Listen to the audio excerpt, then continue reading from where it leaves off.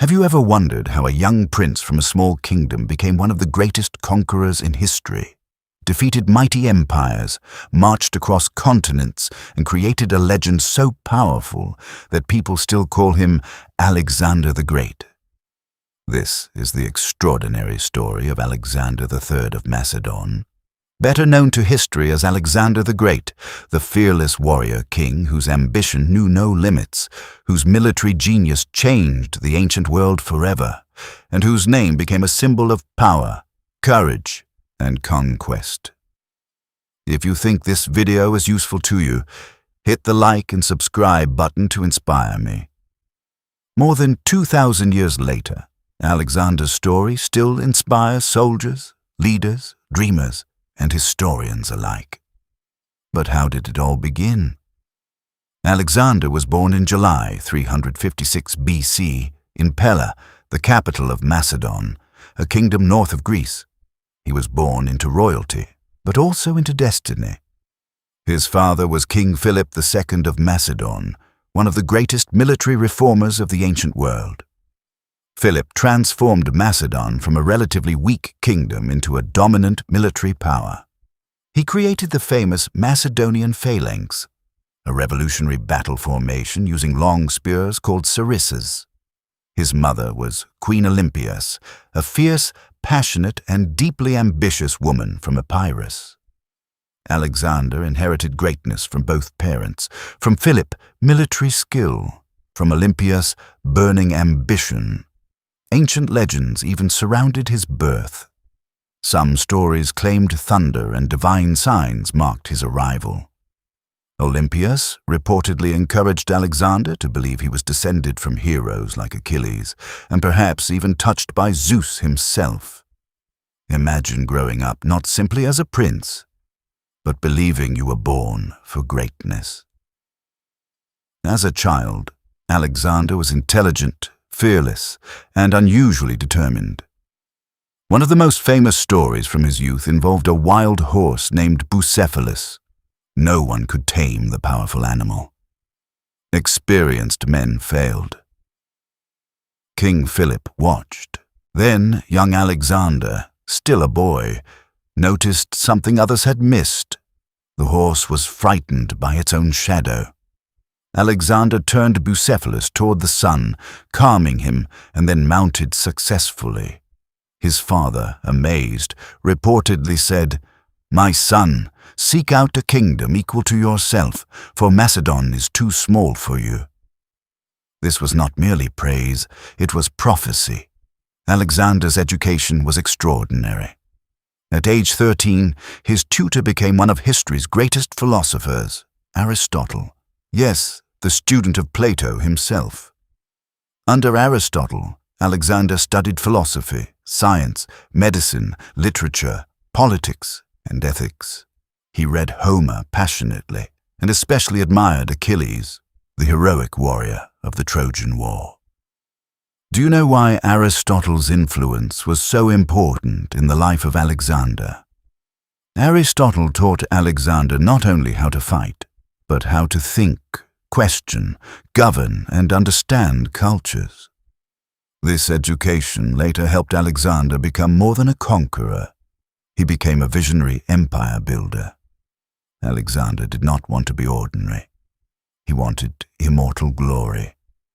As a teenager, Alexander already showed military brilliance. At just 16, while Philip campaigned elsewhere, Alexander ruled Macedon as regent and crushed rebellions.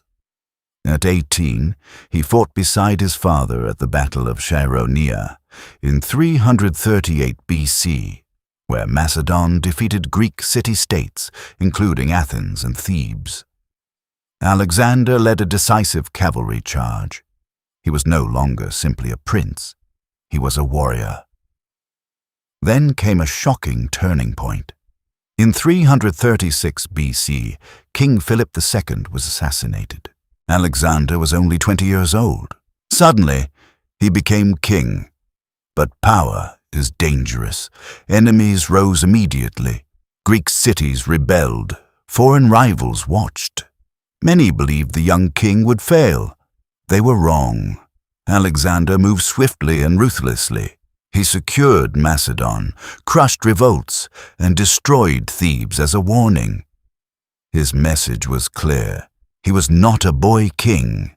He was his father's successor, and perhaps something even greater. Now Alexander turned toward his greatest ambition, conquering the Persian Empire. At that time, Persia was the largest and richest empire in the world, ruled by King Darius III.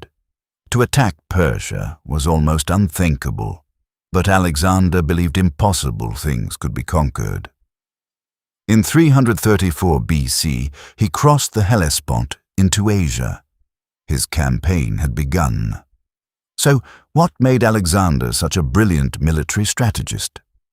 Alexander combined speed, surprise, psychological warfare, personal courage, tactical flexibility, and deep battlefield intelligence.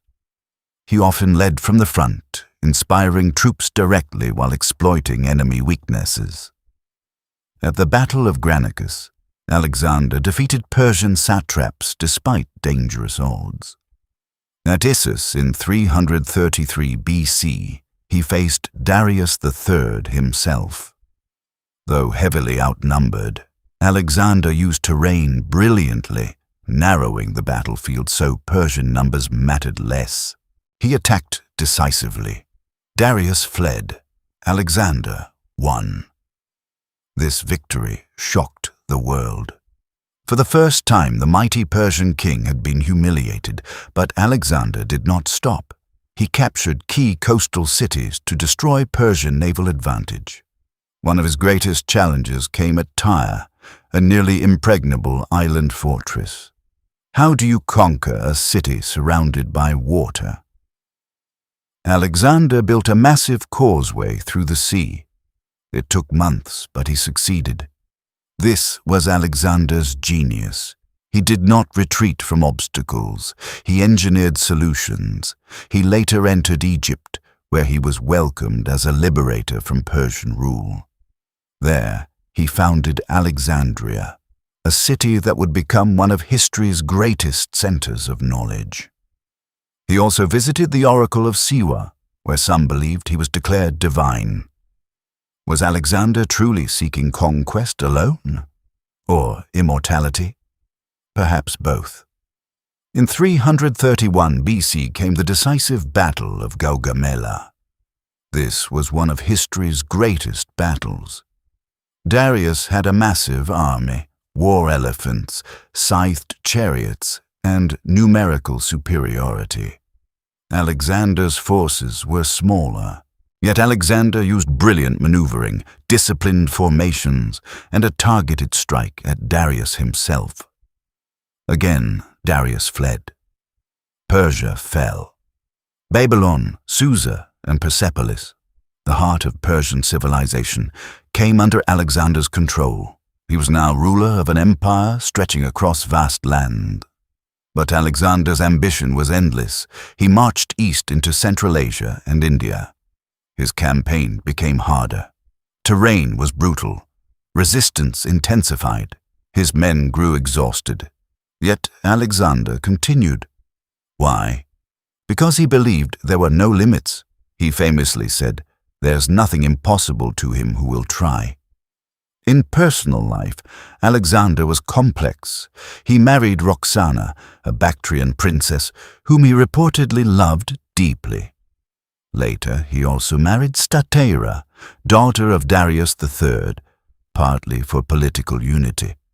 Alexander believed in blending cultures. Unlike many conquerors, he encouraged intermarriage and adopted aspects of Persian dress and customs. This angered some Macedonians. They wanted a conqueror. Alexander increasingly envisioned something larger, a united world empire. His closest relationships also mattered deeply. His friendship with Hephaestion, his trusted general and companion, was profound. Many historians describe their bond as emotionally extraordinary. When Hephaestion died, Alexander was devastated. Some say he mourned him like Achilles mourned Patroclus. This loss deeply affected him. Do you think Alexander's ambition ever became dangerous? Yes. His relentless drive brought greatness, but also exhaustion, increasing suspicion, heavy drinking, and emotional strain.